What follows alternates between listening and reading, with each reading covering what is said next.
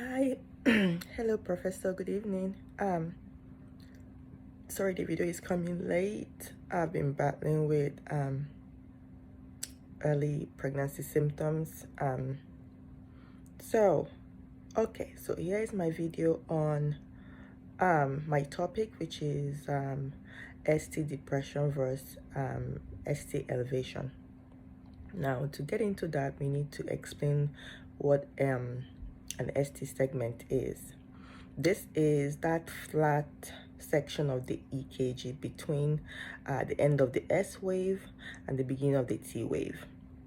And what this represents in layman terms is the interval between the ventricular depolarization and the repolarization.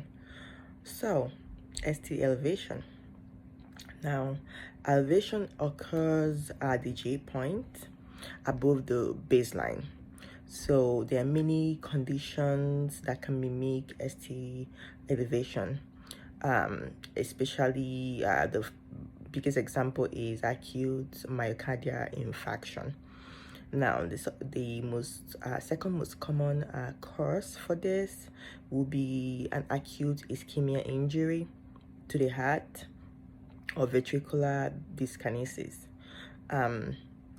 We have other reasons why an ST elevation can occur, like pericarditis. So this means that in the early repolarization, ventricular aneurysm, left bundle block, and other conductive defects can also occur at this point. Okay, so I put up a diagram here that would explain what an ST elevation is. So where the repolarization and depolarization occurs, there will be an elevation at that ST segment.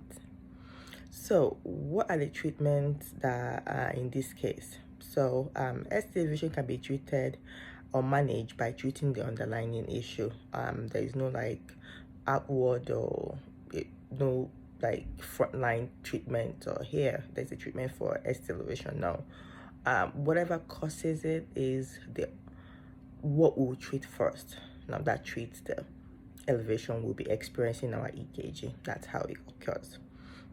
So let's say if it's an emboli or a clot, we would go in, the doctors of course we go in the cath lab. They can use drugs to try to crush the clot, dislodge it. They can also place a stent. They can also do catheterization. So it depends. If like an artery is narrowed, they can put a balloon in it, to open up the artery and then increase blood flow. So we treat the underlying issue. That's how we treat ST elevation. All right, but before we do that, always health history first.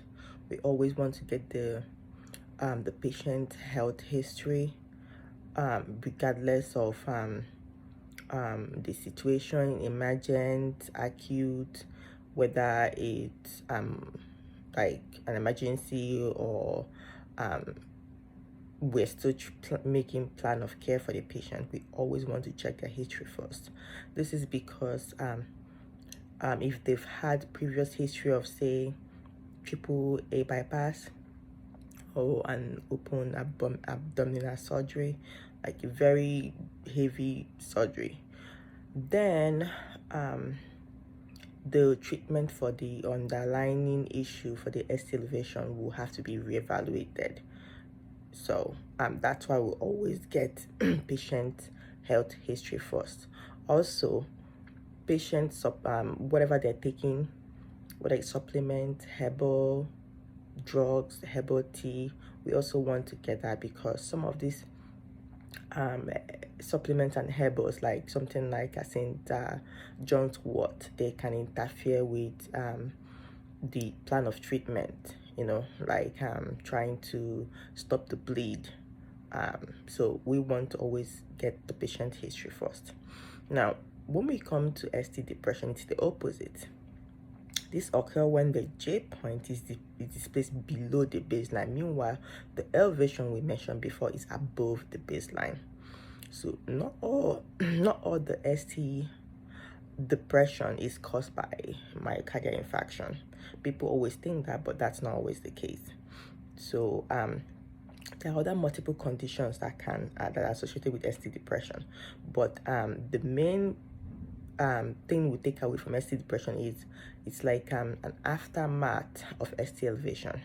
So it occurs after a major incident have already happened, like a myocardial infarction, COPD, hypoxia, or ischemia. So it's what it usually happens after we've had an acute or a chronic injury to the heart.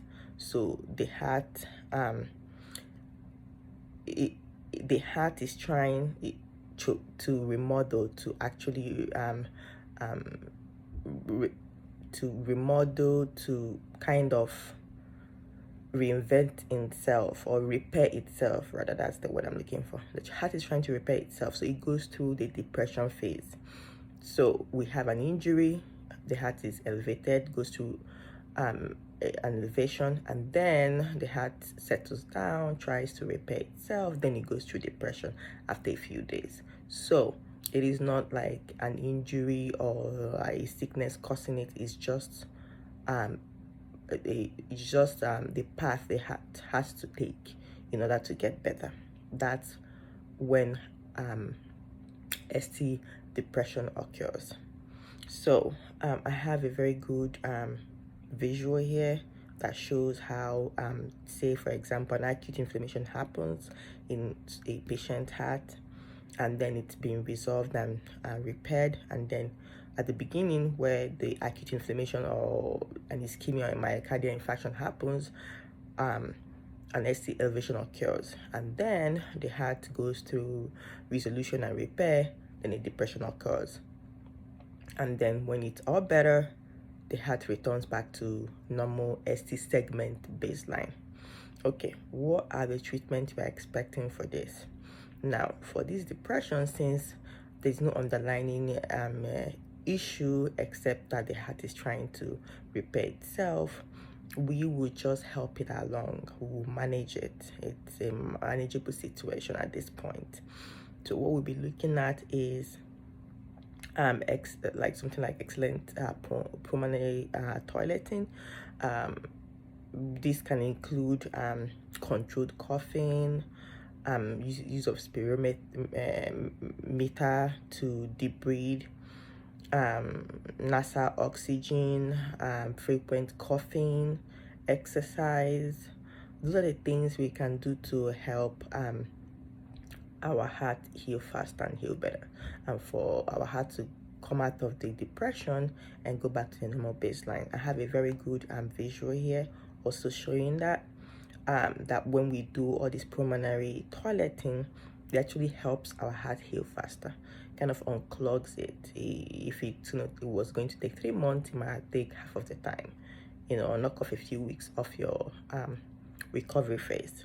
So this concludes my presentation. When the last thing is our NCLEX sample question, and the question here is, which of the following EKG changes are abnormal findings that may indicate ischemia or injury to the cardiac muscle found on a 12 EKG lead? This is the select or that apply. I am actually interested in what you think the answers are here.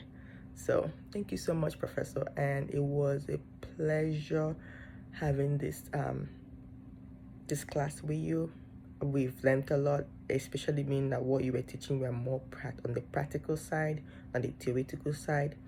So for someone like me, that I have accepted a position with one of the hospitals pending my passing the NCLEX, it's actually going to help me a lot. And it's an ICU position, and what you were teaching were out of this world. So I am so grateful for this opportunity. So if you ever did an intern, please don't hesitate to call me. Thank you so much. Bye.